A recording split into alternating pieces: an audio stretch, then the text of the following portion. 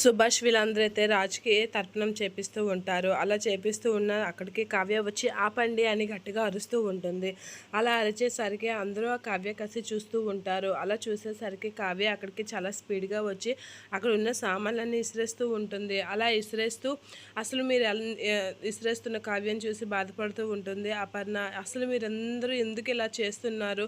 నా భర్త బతికే ఉన్నాడు, బతికే ఉన్న నా భర్తకి ఇలాంటి పనులు ఎలా చేస్తారు? ఇలాంటి తర్పణాలు చేయడం తప్పని మీకు ఎన్నిసార్లు చెప్పాను.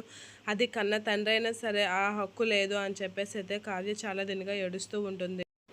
నా భర్త బతికే ఉన్నారు అని మీకు ఎన్నిసార్లు చెప్పాలి? నా భర్త బతికే ఉన్నారు కాబట్టి నా భర్తకి అలాంటివి ఏం చేయకండి అని అంటూ ఉంటుంది కావ్య. అలా అనేసరికి అపర్ణ బామ్మ వాళ్ళందరూ అయితే కావ్య కాసి అలా చూస్తూ ఉండిపోతూ ఉంటారు. ఇక రాజు అయితే కావ్య ఎవరే అమ్మాయి, నాకు ఎందుకో మనసుకు దగ్గరగా అనిపిస్తుంది అని చెప్పేసి అయితే కావ్య గురించి ఆలోచిస్తూ ఉంటాడు ఒంటరిగా.